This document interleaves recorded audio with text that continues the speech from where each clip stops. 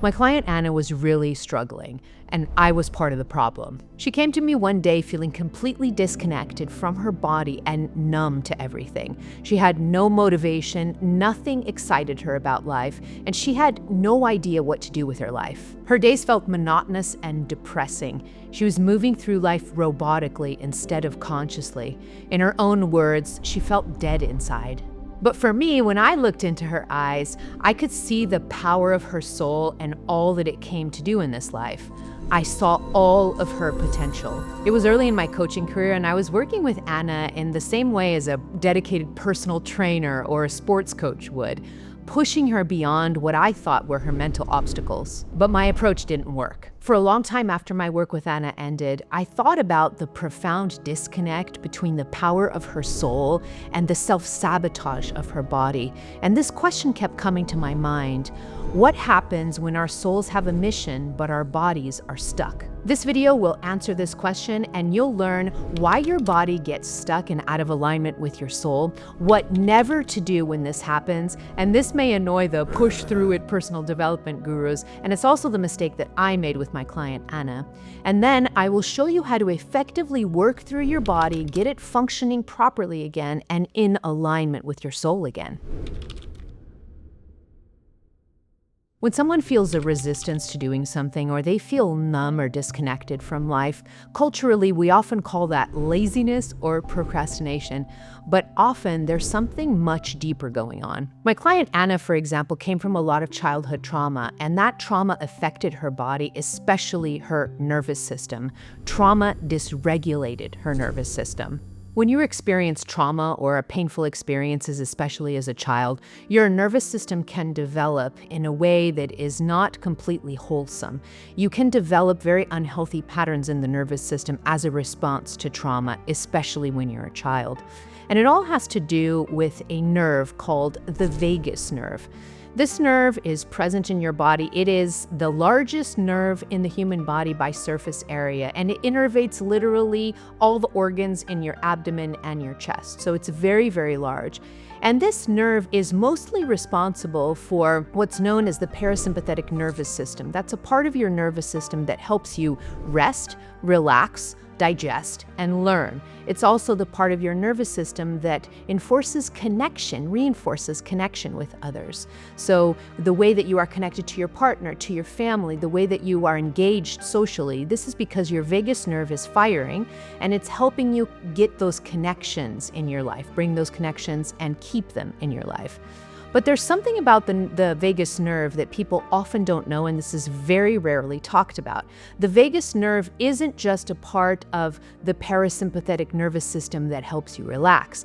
The vagus nerve also functions in a really important survival strategy for you. So the vagus nerve also helps you survive significant, overwhelming danger or threat. And the way that it does this is because the vagus nerve is actually not one thing. You can actually consider it two nerves. The first part of the vagus nerve is what's known as the ventral vagus. And this part of the vagus nerve is what's responsible for what I just talked about. This is the part of the vagus nerve that helps you rest, relax, digest, engage socially, connect with people. But there's another part. The other one is called the dorsal vagus. This is part of your vagus nerve that is more primitive. It's the part of your vagus nerve that is involved in a very primitive reaction and trauma mechanism, but also a mechanism that helps keep you safe.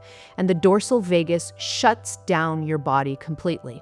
So when the dorsal vagus fires up, your body freezes. This is the famous play dead response that is present in a lot of the animal kingdom. When you see an animal play dead, it's because their vagus nerve has fired and it's frozen their body. And the reason that the vagus nerve does this, the dorsal vagus does this, is because it helps the animal survive an overwhelming threat that it can't fight and it can't run away from. And so this dorsal vagus response, the play dead response, is really important for the survival of the of the animals, but this also happens in humans, right? You also have this dorsal vagal response. And if you've ever been in a situation where you felt almost overwhelmed by something dangerous that was about to happen, if you've ever felt frozen in your body where you wanted to move but you couldn't, if this has ever happened to you, it's because your dorsal vagus nerve fired and made you freeze in an attempt to keep you safe. When your vagus nerve is healthy, here's how your nervous system perceives and interacts with the world. It starts out with social engagement. This is where your ventral vagus is dominant. So that's the part of your vagus nerve that helps you connect with people, engage with the world, feel happy and just connected to everyone and everything around you. But then if danger is sensed in any way by the system, what happens is immediately your nervous system will turn on what's known as the sympathetic nervous system, your fight or flight. And this is where the body, in a fraction of a second, will decide whether you can run away from the threat or whether you can fight the threat. If the body decides that you cannot run away or fight the threat, if the threat seems inescapable, then your nervous system quickly moves into what's known as functional freeze. This is where your dorsal vagal kicks in, but the sympathetic is still on. And this is where people can still move. So you're functionally frozen, but you can still kind of move. Your dorsal vagus has started to fire, but not completely. And you still feel wired. So this is when you start to feel like you're having a harder time moving, but your heart rate is high, your pupils are dilated, you're still really agitated. It's a combination of these two. You can still move, you're not completely frozen, but you're also not calm because the dorsal vagus and the sympathetic are active at the same time. But then let's say that your nervous system decides that the threat is completely overwhelming and that you just can't even move. It doesn't want you to move the body. You'll have a complete collapse where you will go into a freeze or a full shutdown, and this is where the dorsal vagus dominates. When this happens, your entire nervous system collapses, your body freezes or it goes limp, and you literally feel like you are in that playing dead reaction. When you experience trauma as a child or face painful situations as a child, your nervous system can actually develop in a faulty way where the order of this sequence that I just discussed with you changes. Here's what it looks like. Instead of the nervous system going from danger sense to fight or flight, this is removed. Why? Because fight or flight is not available to a child. So this sympathetic dominance doesn't really develop fully in a healthy way for children, because when you're a child, you can't fight a threat and you can't run away from it. You're a child. And so your nervous system learns to not rely on this and go completely into this mode right away. This is why freeze and functional freeze are the most common protection mechanisms of children, because that's literally all they have to keep them safe. And this sequence can then be what happens to you as an adult, because your nervous system develops this way, and you will go on going into functional freeze or freeze very frequently whenever your body senses danger. And that danger can be something as simple as stress at work. It could be a problem that you're having with a relationship. Whenever your nervous system detects danger in any way, it can go into functional freeze or freeze. This is actually really common with people who have trauma, especially when that trauma was in childhood. When I met my client, Anna, she was in functional freeze, borderline full freeze, and she quickly went into these states regardless of what the threat was. And it was because of that childhood trauma. Her nervous system just developed to go into functional freeze or freeze very quickly. And it could be any threat at all, any perceived threat, she would go into this functional freeze. And this is something that was very common for her. When she was in this functional freeze or freeze response, she became emotionless. Her body went really soft. She couldn't really move. She didn't feel like getting off of the couch. Movement was extremely difficult. Like she felt like she had a ton of bricks on top of her. She felt paralyzed. She would speak in a really low tone, so almost whispering. And all of these signs have to do with the dorsal vagus. When the dorsal vagus fires, that's exactly what it does to you. It makes you look like you're dead. Your whole body looks looks like it's dead. And this was happening to her. I've worked with many clients like Anna who also went into freeze, and this response was very familiar to me because it was also something that I did for many years in my life, also coming from childhood trauma.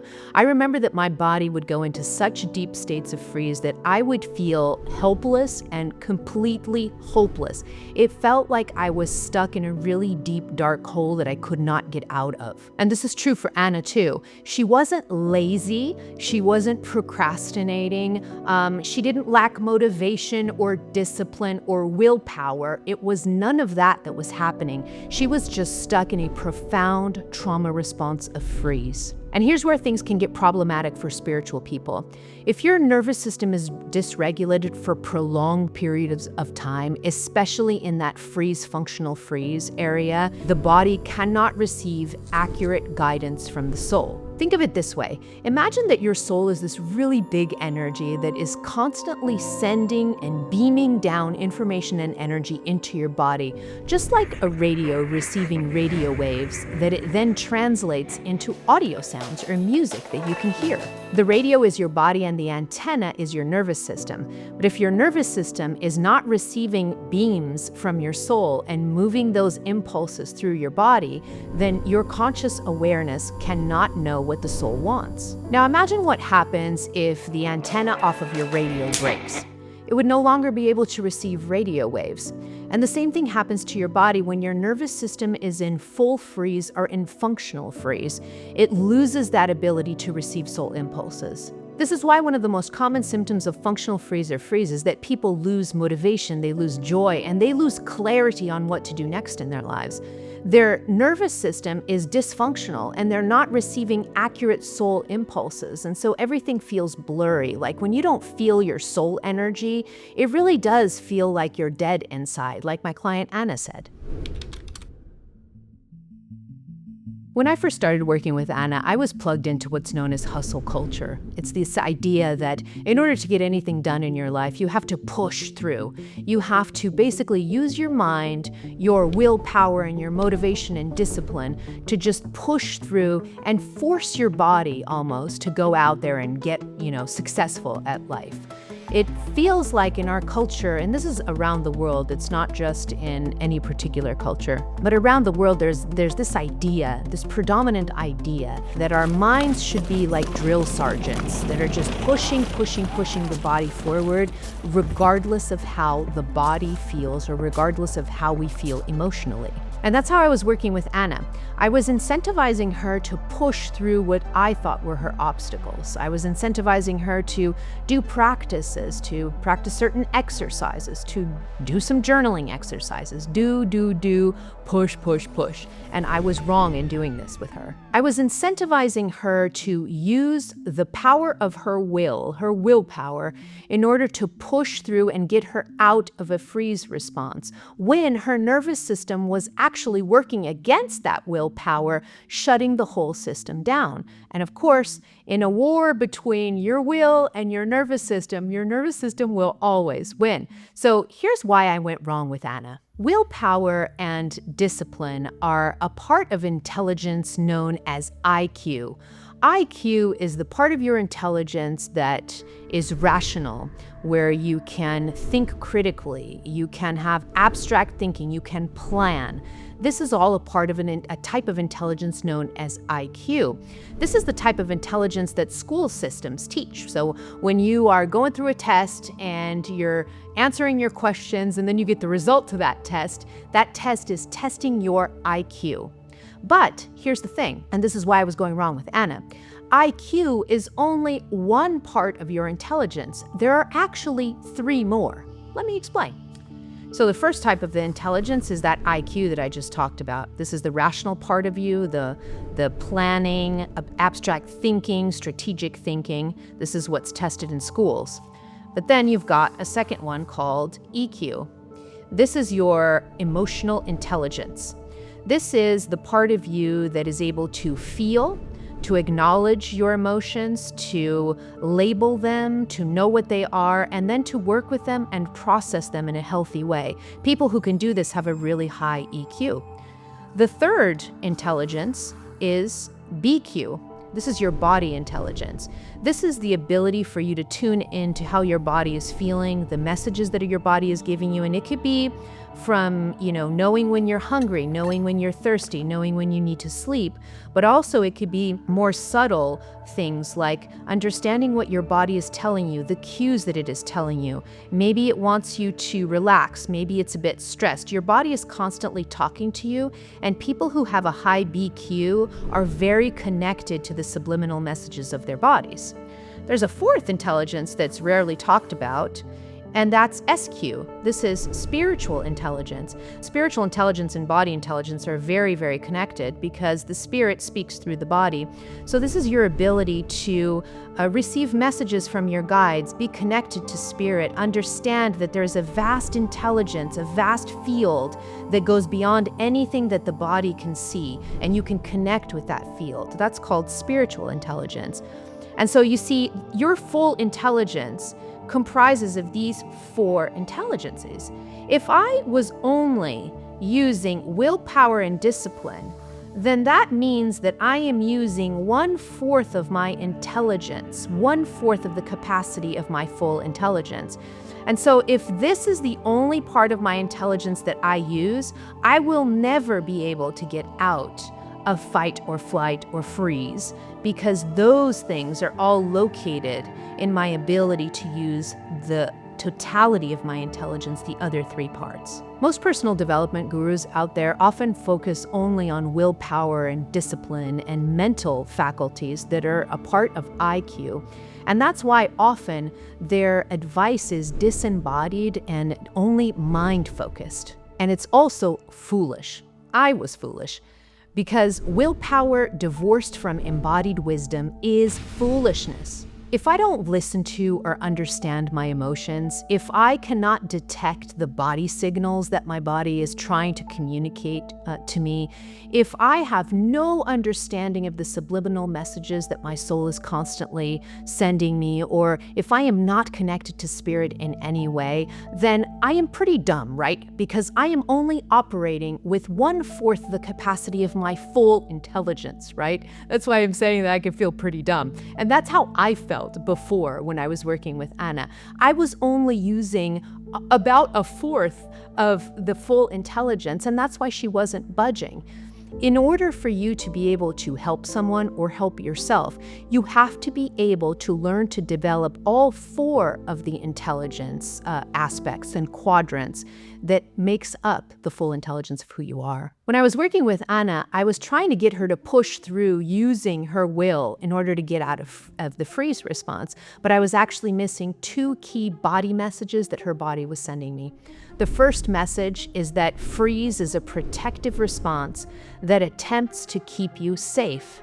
The second one was that when you are in freeze or functional freeze, your body does not have the energy available to power your will. Let's break these 2 points down. First, remember that nervous system response ladder that I shared a little while ago? When your nervous system gets to the point where it functionally freezes or freezes, it's because the system has already detected what it thinks is an overwhelming danger, an overwhelming threat that you cannot escape and you cannot fight. That's why the body goes into functional freeze or freeze.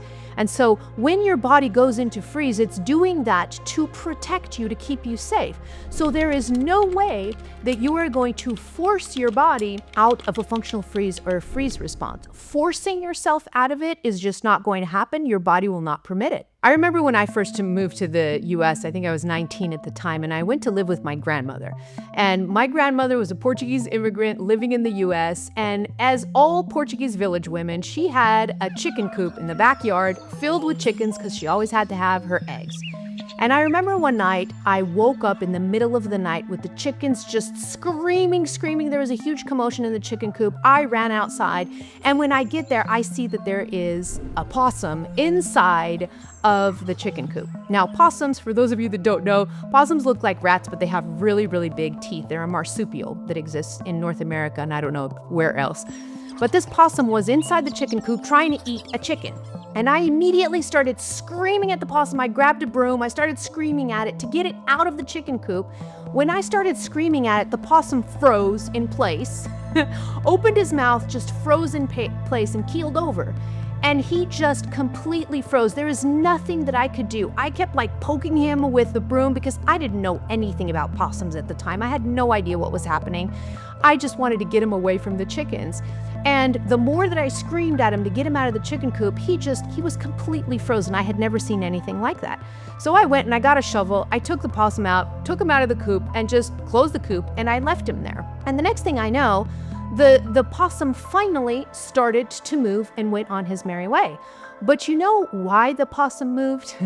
It moved only when I left it alone. It moved only when the nervous system of the possum no longer detected a threat. That's when his body came out of freeze and he just walked away as if nothing had happened. The key here is that the nervous system detected safety. That's why the way that I was working with Anna wasn't working, because her body was detecting that pushy energy was a continuous threat. She didn't feel safe in the work that we were doing together. And if she didn't feel safe in my approach, her body was never going to come out of that functional freeze or that freeze response, because the body only comes out of freeze when it detects safety. The second body message I was missing in Anna was that when she was in freeze or functional freeze, her body lost all energy. It wasn't energized, and so it didn't have enough energy to power her will or power her body to make any meaningful changes in her life.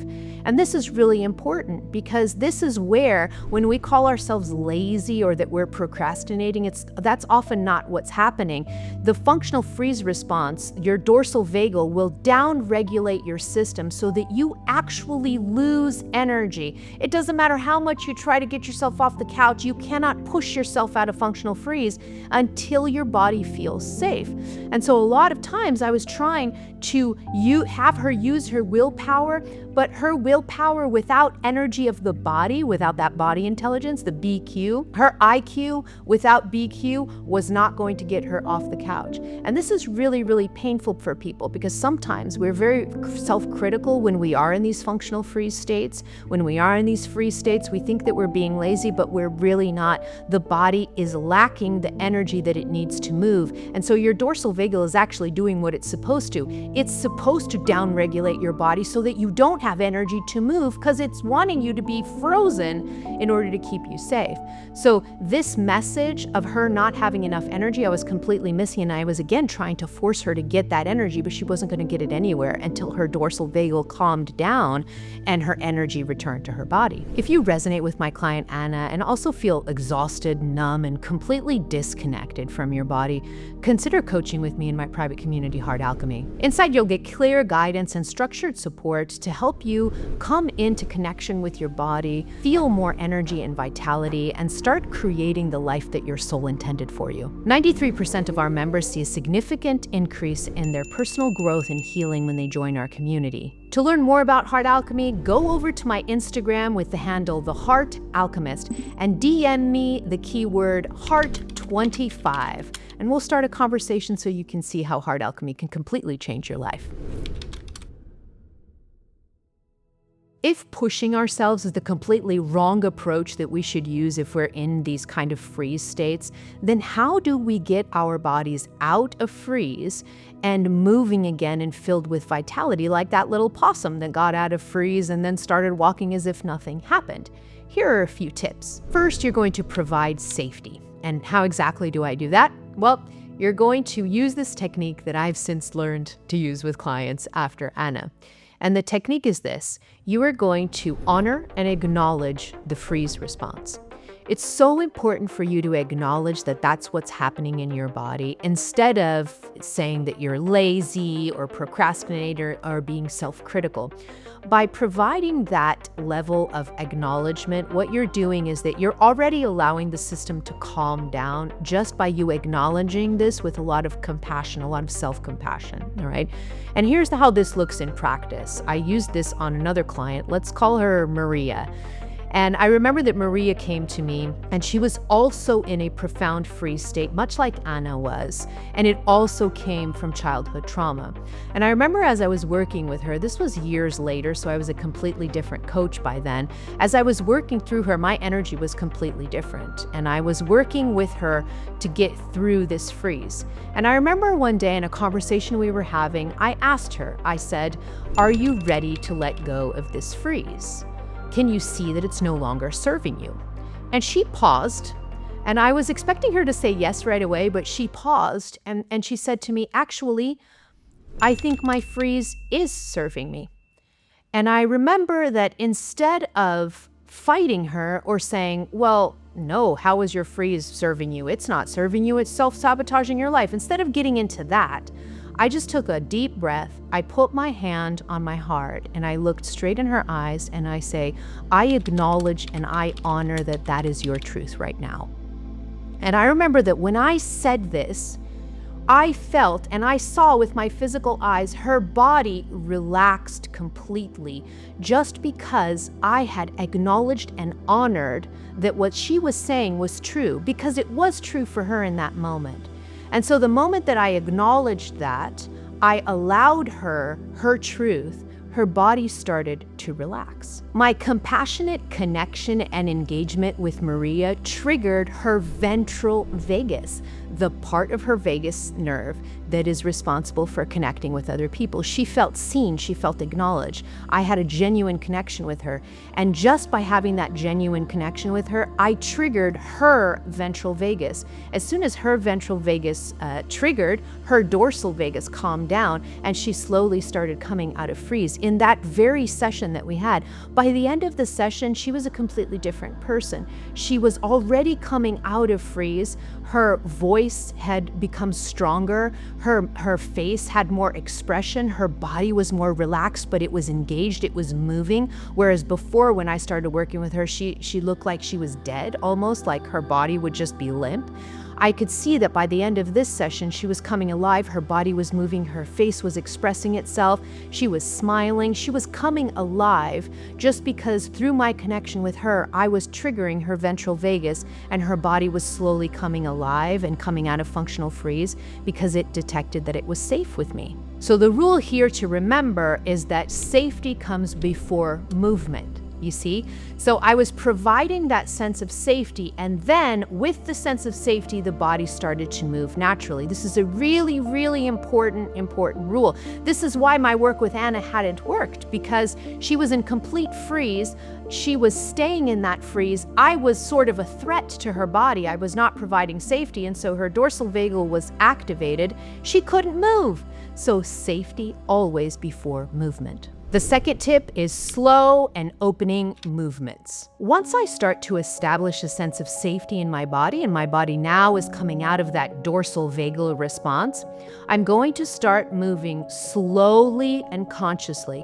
No abrupt, overstimulating stimuli, because that's going to trigger my dorsal vagal again, and I'm going to go into the freeze mode. So going back to that possum scenario, when I took the possum out of the chicken coop, I left it alone. So it had complete safety. Nobody was around bugging the possum. And then it slowly got up, slowly started moving, and then it went off its merry way.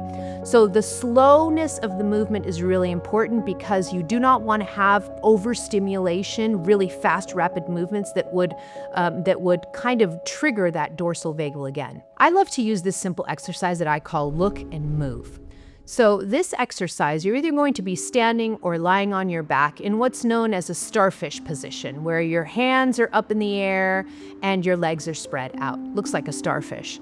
And what you do here is you're going to slowly start moving your body. But the reason this exercise is called look and move is that you're going to move your body. As you move it, you're going to look at your body. I like looking at one hand. So I'll tell clients to, as they're moving, to slowly look at their right or their left hand, and that they're going to move very, very slowly. So they're looking at their hand, and as they move, they keep looking at the hand no matter where the hand goes.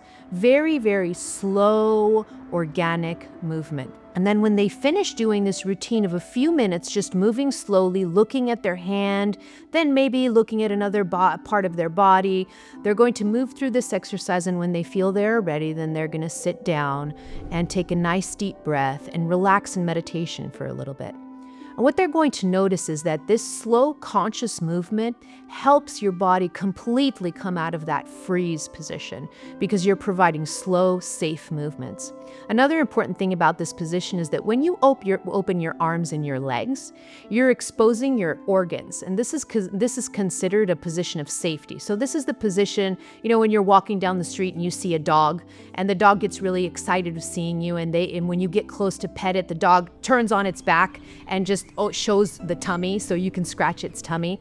That's a submission position. That's a position of safety. So the dog literally trusts you that they're exposing their internal organs. That tummy area is where all the vital organs are. So when you do this position, when you spread your arms and your legs wide open, you're opening up your chest and abdomen area, and that's triggering to your nervous system. It's saying to your nervous system, I am safe, it's okay.